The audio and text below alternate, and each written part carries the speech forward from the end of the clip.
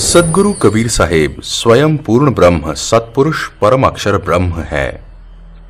ये परम अक्षर ब्रह्म अविनाशी भगवान वैसे तो चारों युगों में आते हैं। सतयुग में सत सुकृत नाम से, त्रेता युग में मुनिंद्र नाम से, द्वापर युग में करुणामय नाम से और कलयुग में वास्तविक कबीर देव कबीर नाम से इस मृत मंडल में आए हैं।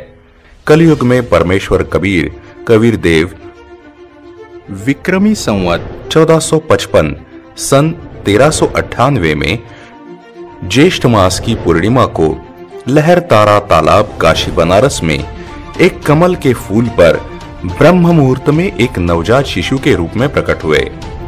स्नान करने के लिए गए नीरू नीमा नामक जुलाहा दंपति को प्राप्त हुए।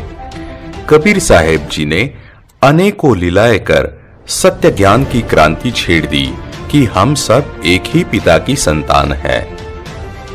और उस समय चल रही सामाजिक बुराइयां जैसे छुआछूत, पाखंडवाद इत्यादि का घोर विरोध अपनी वाणियों द्वारा किया।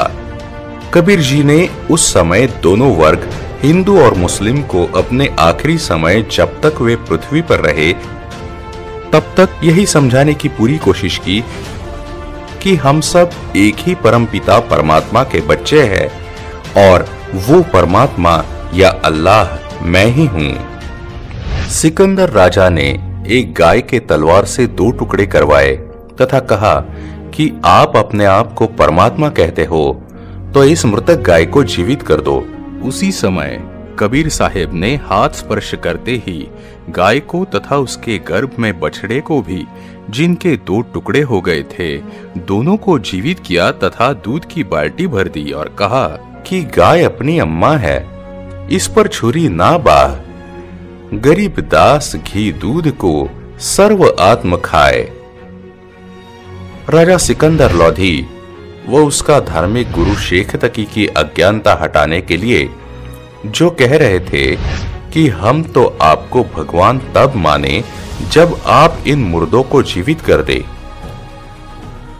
फिर कबीर साहेब ने 2 बच्चों को जीवित किया, जिसमें एक हिंदू लड़का कमाल व मुस्लिम लड़की कमाली थी तथा अपने बच्चों के रूप में पालन पोषण किया।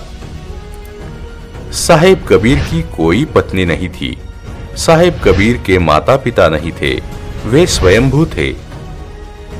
इतिहास गवाह है कि कबीर जी जैसा महापुरुष कोई नहीं हुआ जो कि सह शरीर इस पृथ्वी पर आए और 120 बरस तक अपने सतमार्ग व सतलोक की जानकारी देकर मगहर स्थान पर जिला कबीर नगर गोरखपुर उत्तर प्रदेश में लाखों भक्तजनों तथा 2 नरेशों बिजली खां पठान मगहर के नवाब तथा बीर सिंह बघेल काशी नरेश की उपस्थिति में विक्रमी संवत 1575 सन 1518 में सह शरीर सतलोक चले गए। शरीर के स्थान पर सुगंधित फूल पाए थे, शरीर नहीं मिला था तथा आकाशवाणी की कि देखो मैं सतलोक जा रहा हूं। उपस्थित श्रद्धालुओं ने ऊपर देखा तो एक प्रकाशमय शरीर आकाश में जा रहा था। हिंदुओं तथा मुसलमानों ने आधे आधे फूल तथा एक एक चद्दर बांटकर मगहर नगर में 7-7 100 फुट के अंतर पर 2 यादगारें बना रखी है, जो आज भी साक्षी है तथा लहर तारा तालाब भी आज प्रत्यक्ष प्रमाण है। वहां कबीरपंथियों के 2 आश्रम बने हैं जो यही सत्य विवरण बताते हैं। कबीर साहेब जी ने उस वक्त धर्मदास जी को कहा था कि मैं कलयुग के बीच में यानी 5505 साल जब कलयुग बीत जाएगा तब मैं पुनः इस पृथ्वी पर आऊंगा और सभी पंथ और धर्मों को मिटाकर एक ही पंथ चलाऊंगा तथा सबको सत ज्ञान व सत नाम देकर सबका पूर्ण मोक्ष करवाऊंगा। सन 1997 में कलयुग के 5505 वर्ष बीत चुके हैं। कबीर साहेब जी से चली आ रही गुरु प्रणाली से जुड़े 11वें महापुरुष जगत गुरु तत्वदर्शी संत रामपाल जी महाराज है। प्रमाण के लिए देखें कबीर साहिब जी से लेकर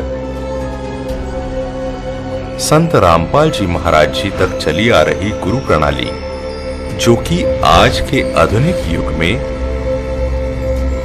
विश्व में फैली अनेकों कुरीतियां, सामाजिक बुराइयां एवं पाखंडवाद को समाप्त करने और विश्व के सभी मानव को सभी प्रकार का सुख और पूर्ण मोक्ष देने के लिए इस समय इस मृत्युलोक पृथ्वी पर आए हुए हैं। जगत गुरु तत्वदर्शी संत रामपाल जी महाराज का कहना है कि जीव हमारी जाति है, मानव धर्म हमारा, हिंदू मुस्लिम सिख ईसाई धर्म नहीं कोई न्यारा।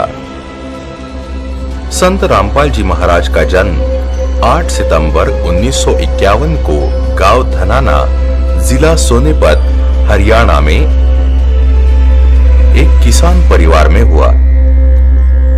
पढ़ाई पूरी करके हरियाणा प्रांत में सिंचाई विभाग में जूनियर इंजीनियर की पोस्ट पर 18 वर्ष कार्यरत रहे। सन 1988 में परम संत रामदेवानंद जी से दीक्षा प्राप्त की तथा तन मन से सक्रिय होकर स्वामी रामदेवानंद जी द्वारा बताए भक्ति मार्ग से साधना की तथा परमात्मा का साक्षात्कार किया। सन 1993 में स्वामी रामदेवानंद जी महाराज ने संत रामपाल जी महाराज जी को सत्संग करने की आज्ञा दी तथा सन 1994 में नामदान करने की आज्ञा प्रदान की। सन 1994 से 1998 तक संत रामपाल जी महाराज ने घर घर, गांव गांव, नगर नगर में जाकर सत्संग किया। बहुसंख्या में अनुयायी हो गए। सन 1999 में गांव करोथा, जिला रोहतक, हरियाणा में सतलोक आश्रम करोथा की स्थापना की। दूर दूर से श्रद्धालु सत्संग सुनने आने लगे तथा तत्व ज्ञान को समझकर बहुसंख्या में अनुयायी बनने लगे। चंद दिनों में संत रामपाल जी महाराज जी के अनुयायियों की संख्या लाखों में पहुंच गई। इस सत ज्ञान व पूर्ण परमात्मा की सत साधना, जो कि सभी पवित्र धर्मों के पवित्र शास्त्रों के अनुकूल है, जिसके द्वारा ही आज का मानव सर्व सुख व सर्व प्रकार के दुखों से छुटकारा पाकर सुखी जीवन जीकर पूर्ण मोक्ष प्राप्त कर सकता है।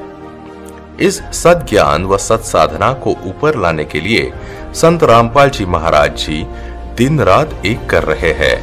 वह काफी संघर्ष करके इस मिशन से करोड़ों की संख्या में अनुयायियों को इस नेक कार्य के लिए जोड़कर उन्हें शक्ति प्रदान कर रहे हैं। आज संत रामपाल जी महाराज जी का ज्ञान का डंका पूरे विश्व में गूंज रहा है।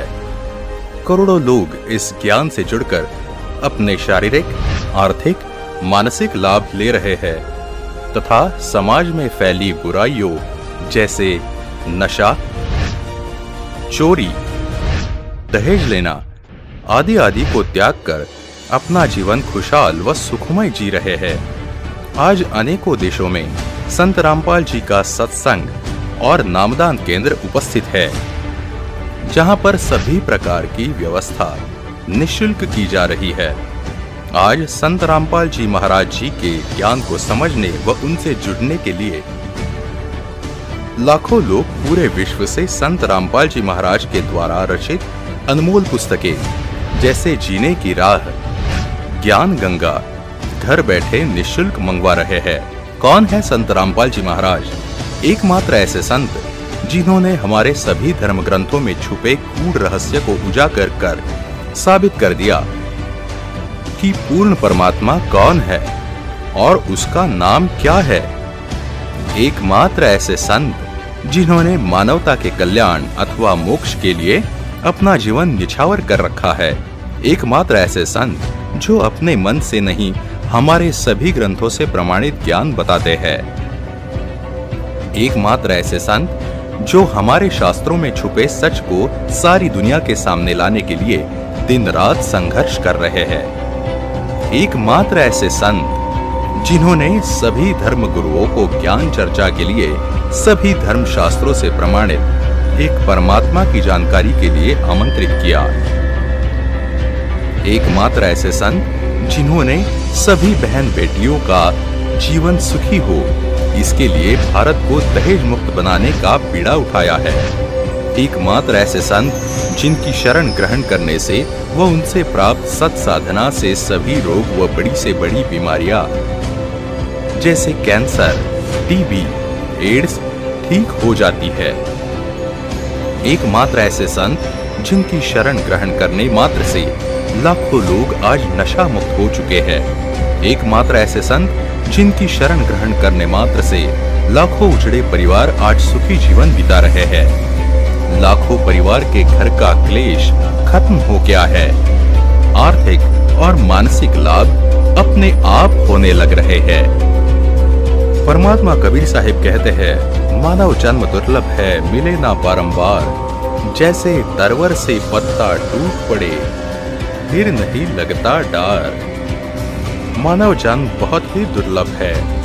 84 लाख योनि के बाद एक बार मिलता है और ये सिर्फ परमात्मा को पाने के लिए ही मिलता है। लेकिन हमारे सामने आज सबसे बड़ी दुविधा ये है कि हमारे धर्म गुरुओं ने अपने मन का ज्ञान दे देकर भक्ति मार्ग को इतना कठिन बनाकर ऐसे उलझा दिया है कि हमारे परमात्मा को जानना और सच झूठ को समझना बहुत ज्यादा कठिन हो गया है। इसलिए हम सबके मन में बहुत सारे ऐसे उलझे हुए सवाल आते रहते हैं जिनका जवाब आज तक हमें कोई नहीं दे पाया। जैसे कि सब कहते हैं सबका मालिक एक है, लेकिन वो एक परमात्मा कौन है? वो परमात्मा कहाँ रहता है? उस परमात्मा का क्या नाम है? वो परमात्मा साकार है या निराकार?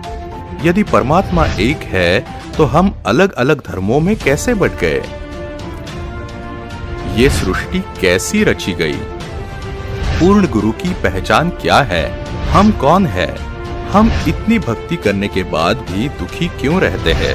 क्या हम सही जगह में रह रहे हैं? हमारा जन्म मरण क्यों होता है? हम कहां से आते हैं और मृत्यु के बाद कहां चले जाते हैं? हम सबके मन में कई ऐसे सवाल आते रहते हैं और जब हमने किसी गुरु, पंडित, मौलवी, पादरी, ग्रंथी से पूछना चाहा तो उन्होंने अपने मन के ज्ञान से ऐसा जवाब दिया जो हमें कभी संतुष्ट नहीं कर सका। पूर्ण गुरु तत्वदर्शी संत रामपाल जी महाराज जी हमारे ही धर्म ग्रंथों से इन सारे सवालों को सुलझाकर अपने मुखारविंद से वही सत्य ज्ञान सुनाएंगे जिसे देख व सुनकर आप अचंभित रह जाओगे कि ऐसा प्रमाणित ज्ञान व समाधान इस पृथ्वी पर आज तक कोई क्यों नहीं दे पाया, जबकि सभी पवित्र शास्त्रों तब कुछ जो का त्यों विद्यमान था।